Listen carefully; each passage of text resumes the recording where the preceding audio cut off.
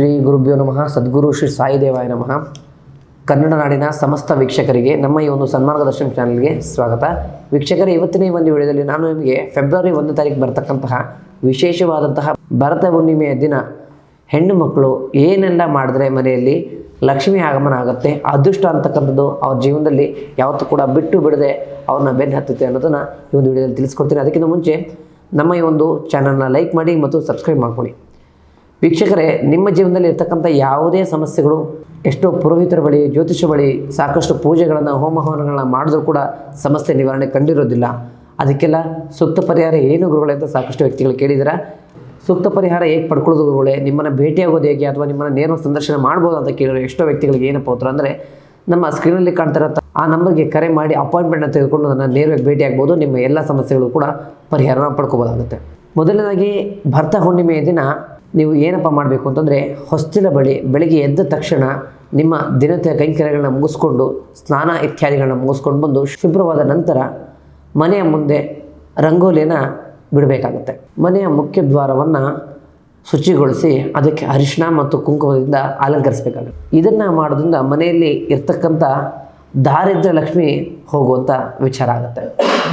ಸಾಧ್ಯವಾದರೆ ಈ ಭರತ ಹುಣ್ಣಿಮೆಯ ದಿನ ಸತ್ಯನಾರಾಯಣ ಸ್ವಾಮಿಯ ಪೂಜೆಯನ್ನು ಮಾಡಿಸಿ, ಅಥವಾ ನಿಮ್ಮ ಕೈಲಿ ಅಷ್ಟು ಶಕ್ತಿ ಇಲ್ಲ ಗುರುಗಳೇ, ನಾವು ಸಾಮಾನ್ಯವಾಗಿ ಪೂಜೆ ಮಾಡ್ಬೋದು ಅನ್ನೋದಾದರೆ ಮನೆಯಲ್ಲಿ ಸತ್ಯನಾರಾಯಣ ಸ್ವಾಮಿಯ ಫೋಟೋ ಇಟ್ಟು ಅದ್ರ ಮುಂದೆ 2 ತುಪ್ಪದ ದೀಪವನ್ನು ಹಚ್ಚೋದ್ರಿಂದಲೂ ಕೂಡ ನಿಮಗೆ ಆ ಒಂದು ಭಗವಂತನ ಕೃಪೆ ಸಿಗುತ್ತೆ ಅಂತ ಹೇಳ್ಬೋದು. ರಾತ್ರಿ ಚಂದ್ರ ಪೂರ್ಣವಾಗಿ ಬಂದ ನಂತರ ಚಂದ್ರನ ದರ್ಶನ ಮಾಡೋದ್ರಿಂದ ಒಂದು ತಾಮ್ರದ ಚೊಂಬಿನಲ್ಲಿ ರಾತ್ರಿ ಚಂದ್ರ ಮೂಡಿದ ನಂತರ ಚಂದ್ರನ ದರ್ಶನವನ್ನು ಮಾಡಿ ನಂತರ ಒಂದು ತಾಮ್ರದ ಲೋಟದಲ್ಲಿ ನೀರು, ಅಕ್ಕಿ, ಸ್ವಲ್ಪ ಕುಂಕುಮ ಜೊತೆಗೆ ಹಾಲನ್ನು ಮಿಶ್ರಣ ಮಾಡಿ ಚಂದ್ರನಿಗೆ ಅರ್ಘ್ಯ ಅಥವಾ ಅರ್ಪಿಸೋದ್ರಿಂದ ನಿಮ್ಮ ಇಷ್ಟಾರ್ಥ ಕಾಮನೆಗಳು ಕೂಡ ಸಿದ್ಧಿಯಾಗುತ್ತೆ.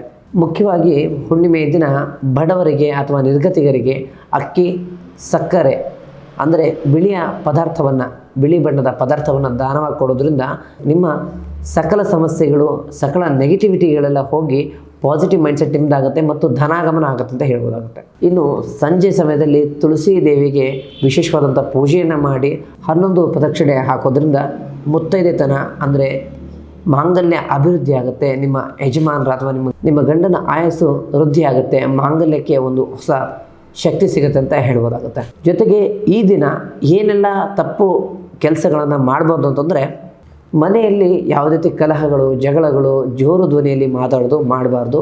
ಜೊತೆಗೆ ಮಾಂಸಾಹಾರ ಸೇವನೆ ಮಾಡೋ ವ್ಯಕ್ತಿಗಳಾಗಿದ್ದರೆ ಯಾವುದೇ ಕಾರಣಕ್ಕೂ ಆ ದಿನ ಮಾಂಸವನ್ನು ಮನೆಯಲ್ಲಿ ಮಾಡಬಾರ್ದು. ಈ ದಿನ ಸಂಜೆ ಎಲ್ಲರ ಮನೆಯಲ್ಲೂ ಕೂಡ, ಎಲ್ಲ ದಿಕ್ಕಿನಲ್ಲೂ ಕೂಡ, ಎಲ್ಲ ಮೂಲೆಯಲ್ಲೂ ಕೂಡ ದೀಪದ ಬೆಳಕನ್ನು ಹಚ್ಚೋದ್ರಿಂದ ಮನೆಯಲ್ಲಿ ಎಲ್ಲ ರೀತಿ ಕೂಡ ಒಂದು ಸೌಭಾಗ್ಯವನ್ನು ನೀವು ನಿಮ್ಮದಾಗಿಸ್ಬೋದು. ಅಷ್ಟ ಲಕ್ಷ್ಮಿಯರ ಕೃಪಾ ಕಟಾಕ್ಷ ನಿಮ್ಮ ಮೇಲಿರುತ್ತೆ. ನಾನು ಕೊಟ್ಟಂತಹ ಮಾಹಿತಿ ನಿಮ್ಗೆ ಇಷ್ಟ ಆಗಿದ್ದರೆ ನಮ್ಮ ಈ ಒಂದು ಚಾನಲ್ನ ಲೈಕ್ ಮಾಡಿ ಮತ್ತು ಸಬ್ಸ್ಕ್ರೈಬ್ ಮಾಡ್ಕೊಳ್ಳಿ. ಮುಂದಿನ ವಿಡಿಯೋದಲ್ಲಿ ಸಿಗೋಣ. ಧನ್ಯವಾದ.